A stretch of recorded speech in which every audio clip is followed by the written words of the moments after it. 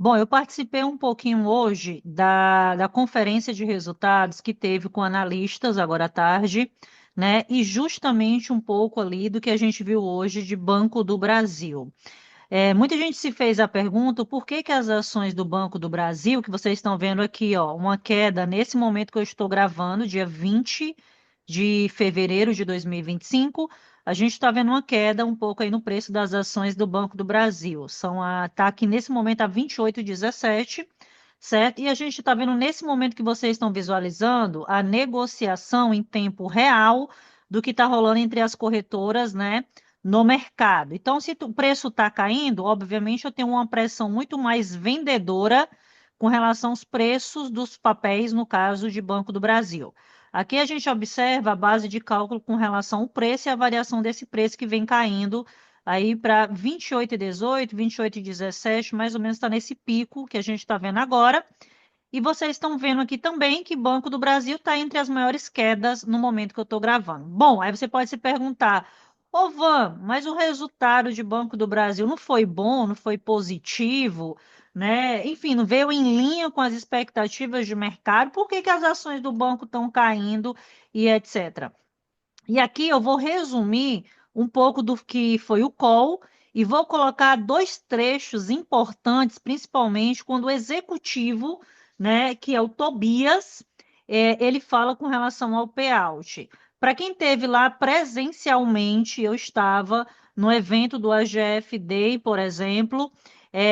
Não sei se vocês se recordam, uma parte da entrevista foi até publicada, por exemplo. Ele falou um pouco aí com relação ao payout para o ano de 2025 do Banco do Brasil. Pois bem, tá? Então, logicamente, ele detalhou um pouco mais esse payout. Então, aqui, se a gente observar, eu vou pegar aqui para vocês o histórico, né, que tem com relação ao payout, principalmente do Banco do Brasil. Então, vocês estão vendo aqui, Banco do Brasil, BBAS3, e vocês estão vendo a proporção do lucro que foi distribuído ao acionista. Aqui, a base de cálculo, vocês estão visualizando, tem de todos os outros anos. Está vendo aqui, ó? Calculado. Então, se vocês olharem, esse payout estava nessa faixa mais ou menos de 39, 35, 40, tá vendo aqui? 2020, depois teve uma redução, voltou a 40 e pouco. Enfim, então aqui no decorrer dos anos, vocês estão vendo a base de cálculo justamente do payout, da proporção do lucro que foi distribuída ao acionista. Se a gente olhar em termos principalmente de indicadores, tá? E eu vou pegar aqui com relação principalmente ao Banco do Brasil, né? Com relação principalmente aos indicadores de proventos.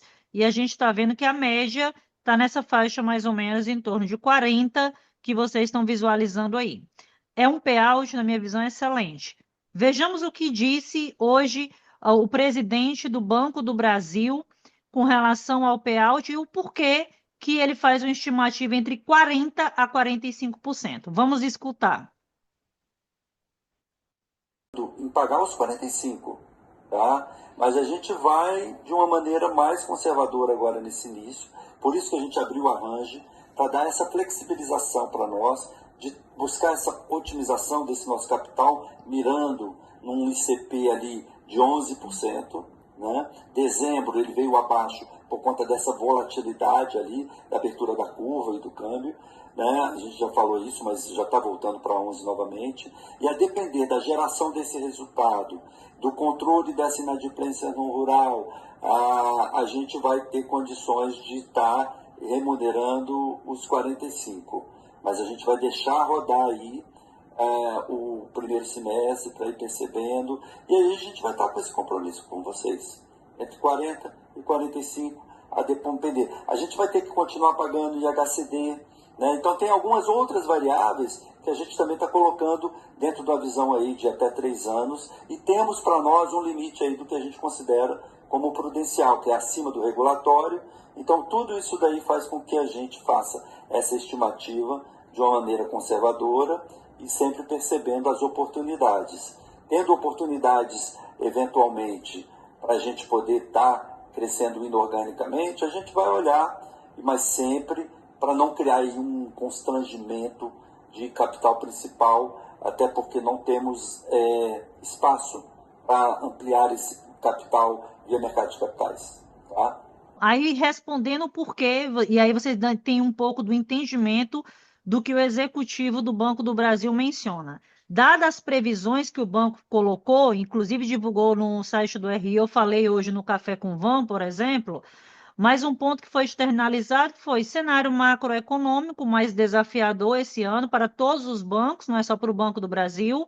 Eles estão estimando uma Selic ali terminar o ano na faixa de 15%, mais ou menos essa é a média, e essa estimativa a gente viu também dos outros bancos nesse setor.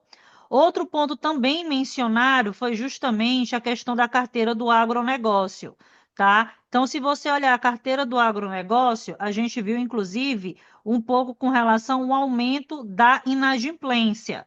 Inclusive, palavras do executivo, tá? Eu abro aspas, tá? O Banco do Brasil não observou novos casos relevantes com relação à recuperação judicial do agronegócio e tem conseguido ali aplacar um pouco mais essa questão sob controle. Ele citou aí no caso que o banco tinha 210 casos no terceiro trimestre e chegou ao quarto trimestre com 270 casos ali de recuperação judicial. Então, ele diz que continua trabalhando forte nesse âmbito na parte do agronegócio. Também foi mencionado pelos executivos que a carteira do agro bateu em torno de 400 ali, bilhões, e aí menciona justamente um ponto que chama a atenção, é justamente ali o vice-presidente de controle e gestão de risco, que é o Felipe, né, do Banco do Brasil, ele fala da advocacia predatória nas recuperações judiciais, que é o ponto que eu estou chamando a atenção. E isso foi um ponto muito mencionado no call com os analistas, por exemplo, agora à tarde que aconteceu. Então, a carteira do agronegócio, no resumo, é o que chamou a atenção que a gente viu também. Mas isso eu vejo que está ali sobre justamente o radar do banco também, e eu acredito que a tendência é isso se ajustar gradualmente ao longo do ano. Mas, como vocês escutaram no cenário, até que o próprio executivo do Banco do Brasil mencionou, é um cenário que ele está sendo um banco mais conservador, né? Então, o banco está olhando um cenário também, não só na concessão de crédito, mas também principalmente em um cenário até para pagar o acionista, olhando de maneira mais conservadora, o que eu acho extremamente positivo. O segundo ponto que eu achei que é um plus a mais, e o que eu acredito plenamente no Banco do Brasil, e que a esse preço não está caro o Banco do Brasil, é com relação ao consignado privado. Então, saiu agora há pouco, né? Eu estava olhando justamente sobre isso. O governo supera dois dilemas internos que vinha emperrando com relação ao novo consignado privado. Então, vocês estão vendo aí que foi publicado agora, há 2 horas mais ou menos, e a gente fala que a modalidade em remodelação não terá teto de juros e saque aniversário não será discutido no primeiro momento, como vocês estão vendo aí, segundo fontes. Por que que eu estou falando tanto desse consignado? Porque se você olhar, o Banco do Brasil está projetando muito, inclusive o próprio Tobias, com relação à expansão de crédito. E um dos pontos que não só o Banco do Brasil está de olho, mas Itaú Unibanco, Santander, todos, inclusive o próprio Banrisul, é na questão do consignado. E para o banco é bem interessante a questão de emprestar o consignado, porque é um crédito que o banco concede e tem uma garantia maior. Então, para o banco, é muito mais interessante a questão do consignado. Sem considerar também um fato muito importante, é o ponto que eles acessam uma base de dados que é do E-Social. Deixa eu até colocar aqui para vocês. É o consignado. Deixa eu até colocar aqui, ó. Governo prepara plataforma para crédito consignado. Vocês estão vendo em janeiro, né? Ó, a notícia a trabalhadores do setor privado. Proposta foi discutida, isso foi aqui no dia 29 de janeiro e a ideia já estava sendo um pouco mais amadurecida. Então, vocês estão vendo que o governo federal vai usar o sistema de escrituração digital das obrigações fiscais, previdenciárias, trabalhistas e social, tá? Então, esse ponto foi muito comentado também no call, e isso vai incrementar em termos de receita para os grandes bancos. Então, também é aí algo que o Banco do Brasil mirou muito né? E é uma projeção até de lucro um pouco maior nesse sentido. O fato é que, para quem é acionista do Banco do Brasil, com essa queda que a gente viu um pouco hoje, a gente vê que a gente tem até o dia 11 de março para comprar as ações do Banco do Brasil e receber os 34 centavos por ação, né? E tem os 13 centavos por ação junto, tá? Então tem esse detalhezinho aqui dos proventos aí com relação ao Banco do Brasil. Vocês estão vendo também sinalizado dia 20 do 3, 13 centavos por ação, 20 do 3, 34 centavos por ação. Lembrando, outro ponto importante, aqui no projetado está em torno de 2,94 que o Banco do Brasil ele pode estar executando de pagamento. Para 2026, vocês estão vendo um projetado até maior. Então, o resultado do banco que ele entregou hoje, não vejo como algo negativo. Pelo contrário, eu acho que veio bem em linha, como eu estou falando para vocês. É com que o mercado de fato estava esperando, mas os pontos que chamaram a atenção foi com a inadimplência do um pouco do agronegócio, a questão principalmente dessas linhas de crédito de concessão, e outro ponto que foi muito discutido também é a questão do próprio consignado, que todos os bancos estão de olho na projeção aí com relação a pagamento. Então, o ROI, inclusive, deixa eu até deixar aqui para vocês, ó. O Banco do Brasil considera um retorno sobre o patrimônio líquido, que é o ROI, na faixa dos 20%. É extremamente condizente com a situação macroeconômica do Brasil e com a estrutura do balanço e os negócios que o banco atua, de acordo com o presidente. No quarto trimestre, o ROI caiu em torno de 20,8%, de 21,1% do primeiro trimestre para 22,5% no ano antes. Inclusive, deixa eu olhar aqui junto com vocês, nos indicadores de rentabilidade, como é que estava a questão, principalmente olhando para o Banco do Brasil, do próprio ROI, tá? Indicadores de rentabilidade. Então, vocês estão vendo aqui que aqui ainda estava do balanço passado em torno de 19,49. Vocês estão visualizando aí, tá? Então, o CFO, né, no caso do Banco do Brasil, falou aí com relação ao que eu mencionei agora na gravação, de 40,45%. Eu termino aí esse vídeo, né, justamente com outro executivo do Banco do Brasil, mencionando um pouco do cenário macroeconômico um pouco mais desafiador esse ano, mas que todos os bancos até agora, Bradesco, Itaú Unibanco, Santander, Banrisul, todos esses que eu acompanhei também, o call com os executivos, mencionou um pouco mais desse cenário, mas claro, quando você olha para um Banco do Brasil, grande fatia da carteira do Banco do Brasil está exposto uma parte no crédito rural, na parte do agronegócio, ok? Então, dá uma olhada aí no que o executivo mencionou com relação ao Banco do Brasil. Né, tudo isso fazia parte da composição do nosso plano de capital.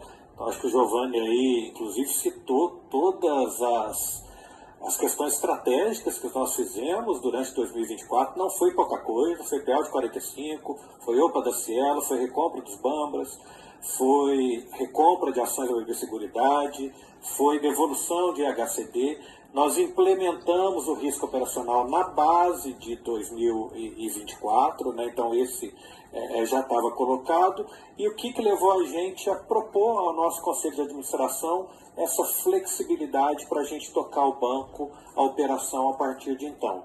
A nossa ambição é gerar capital orgânico para financiar o RWA.